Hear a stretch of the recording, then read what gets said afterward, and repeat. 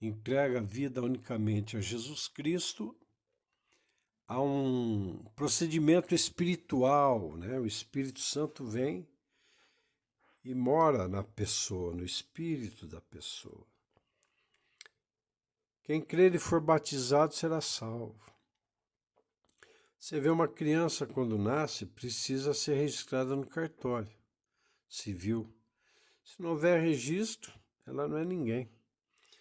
Então, o batismo, ali depois de entregar a vida a Jesus com a consciência, sabendo o que está fazendo, e é o registro do nascimento do novo homem, da nova criatura como adoção pelo sangue de Jesus, agora Cordeiro de Deus em Cristo Jesus, não mais criatura com o pecado original, o pecado adâmico, né?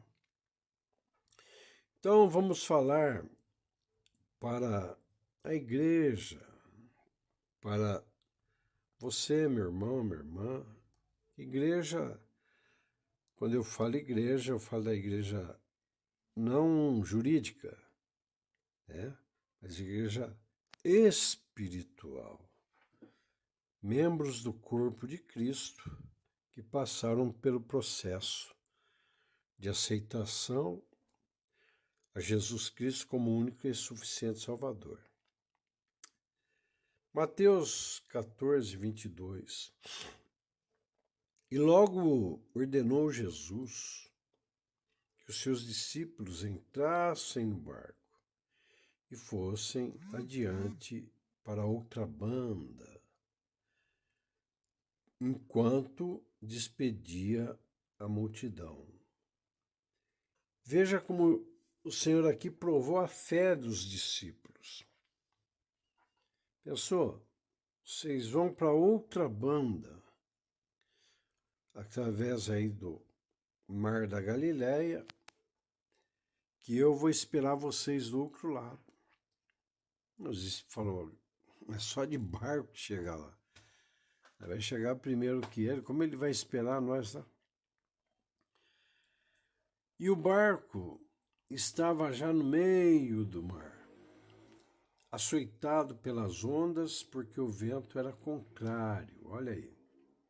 Muitas vezes, meu irmão, minha irmã, o Senhor diz, entra no barco que eu te espero lá do outro lado.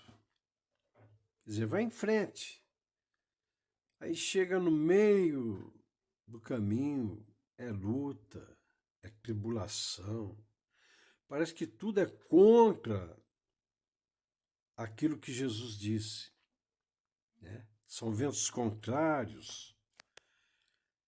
Mas à quarta vigília da noite, dirigiu-se Jesus para eles, caminhando por cima do mar. E olha que a turma já conhecia Jesus, hein? Olha aqui, Jesus caminhando sobre as águas para alcançar os discípulos, porque estava lá um temporal no mar. Muitas vezes você tem um temporal na vida, luta, enfermidade, tribulação, e você diz, o que está acontecendo, meu Deus? Aí Jesus vem, ele vem caminhando por cima dessas lutas, tribulações, angústias. E os discípulos, vendo caminhar sobre o mar, assustaram-se, dizendo, é um fantasma, e gritaram com medo. Quantas vezes você, eu, nós, atravessamos por problemas terríveis, conhecendo Jesus, hein? E vacilamos.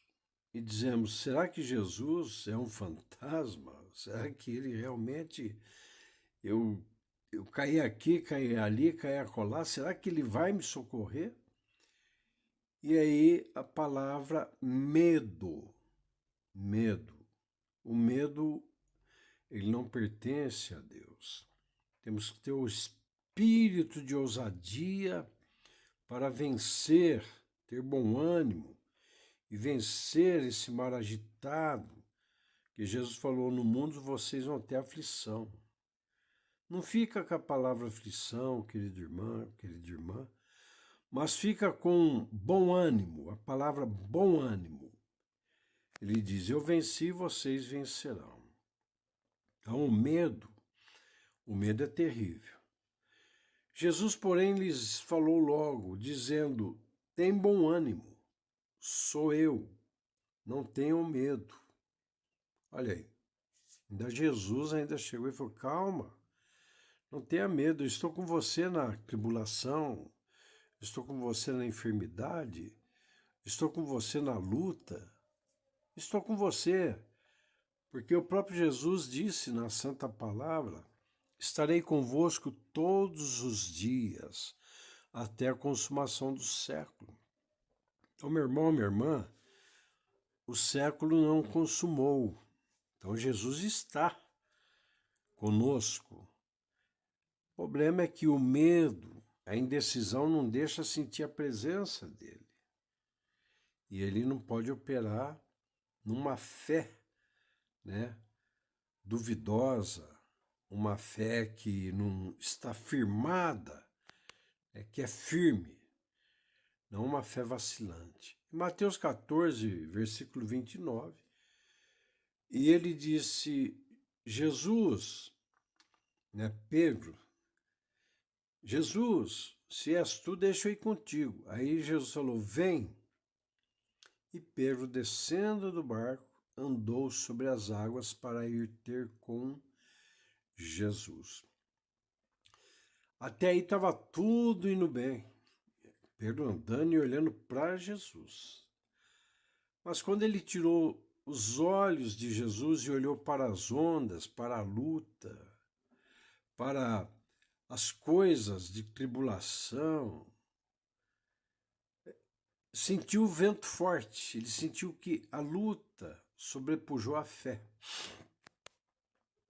Mas sentindo o vento forte, teve, olha aqui, medo. O cristão não pode ter medo. O cristão tem que ter certeza, convicção de que a fé é o firme fundamento das coisas que não se vê, mas a convicção do socorro presente de Deus que se espera.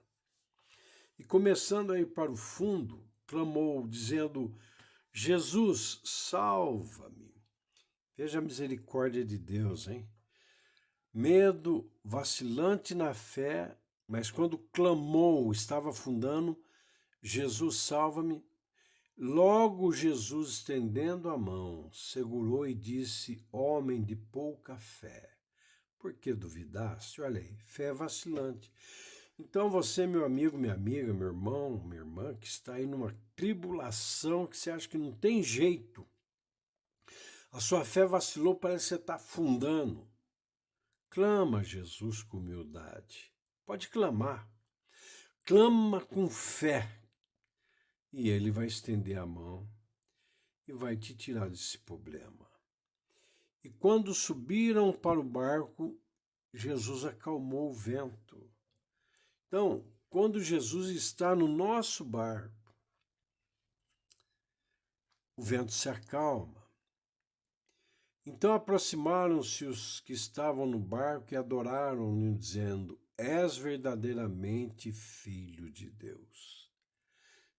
Então, o cristão tem que saber que realmente Jesus Cristo é verdadeiramente o Filho de Deus e para Deus nada há impossível, Às vezes, que separa o cristão de receber a bênção é o orgulho, é o pecado, as tribulações que o próprio cristão chama luta para si próprio.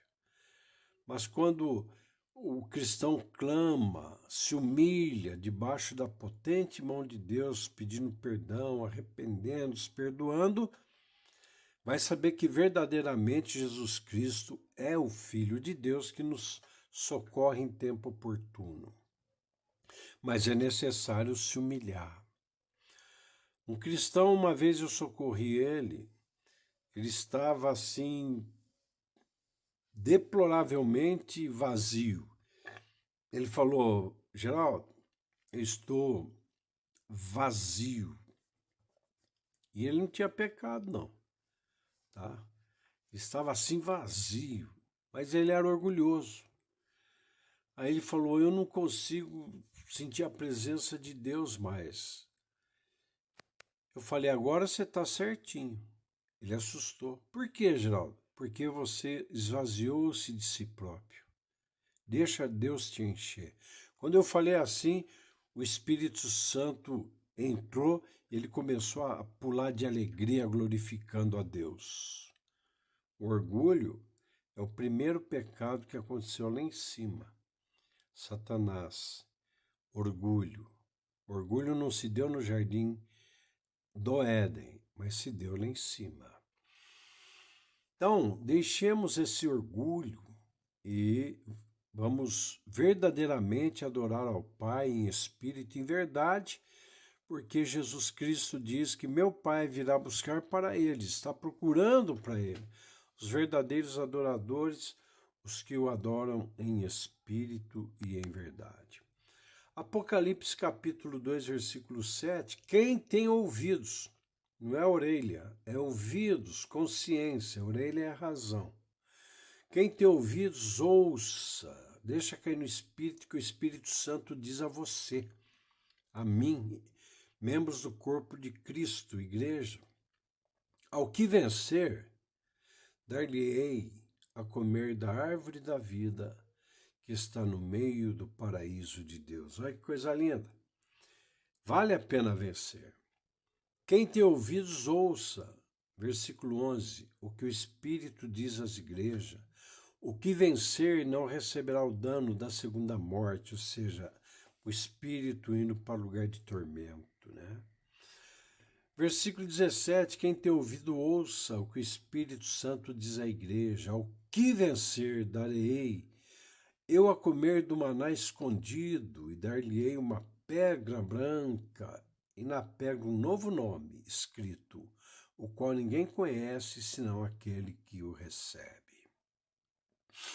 Versículo 26, e ao que vencer e guardar até o fim as minhas obras, minhas palavras, eu lhe darei poder sobre as nações. Apocalipse capítulo 3, versículo 20. O que vencer será vestido de vestes brancas, olha aí. De maneira nenhuma arriscarei o seu nome do livro da vida e confessarei o seu nome diante de meu Pai e diante de seus anjos. Quem tem ouvido, ouça o que o Espírito diz às igrejas. Versículo 12. A quem vencer eu farei coluna no templo do meu Deus, e dele nunca sairá. Escreverei sobre ele o nome do meu Deus, e o nome da cidade do meu Deus, a nova Jerusalém, que desce do céu do meu Deus, e também o meu novo nome. Pensou? Morar na santa cidade, nem todos, né? Só aqueles que tiverem a graduação de vencer. É claro que vai para a vida eterna, mas a cidade santa ali é para os graduadão, né? Os que venceu. Quem tem ouvido, ouça o que o Espírito diz às igrejas. Ao que vencer, lhe concederei que se assente comigo no meu trono, assim como eu venci e me assentei com meu Pai no seu trono. É autoridade, né? Não é que assenta ali e tal, será autoridade dada naquele tempo, né? Em que a igreja já foi arrebatada, é claro. Quem tem ouvido, ouça o que o Espírito diz às igrejas. E o Apocalipse 21, 7. Quem vencer herdará todas as coisas, e eu lhe serei seu Deus, e ele será meu filho. Então, nós não temos que vencer a Satanás porque ele já foi vencido, né? E por que que ele age? Existem 3 tipos de ação. Tem quando ele ataca o cristão, aí o Senhor socorre o cristão. Tem quando o cristão entra no campo dele despreparado. Aí tem que recuar e ficar debaixo do esconderijo do Altíssimo. Vai fazer obra, mas não está preparado para entrar no território. E a terceira é quando o cristão convida Satanás para entrar. Ou seja, dá autoridade ao inimigo, não perdoando, contendo emulações, ira, peleja, dissensões, heresias, inveja, gritaria, ódio, rancor, mágoa. Então isso dá autoridade para o inimigo impedir que você alcance a bênção, não a salvação, mas a bênção de Deus enquanto está na terra. Então, você não precisa vencer o inimigo que ele já foi vencido, é só não dar, procuração para ele agir. E você tem que vencer, então, o quê? Simples. Vença a si mesmo. Vença a sua razão, tendo uma pura consciência para com Deus. Vença as obras da carne. Pratique mais o fruto do Espírito. Cresça em graça e você vai ver que você vencendo a si próprio, a vitória vai ser muito grande. Deus os abençoe em nome de Jesus. Amém. Amém.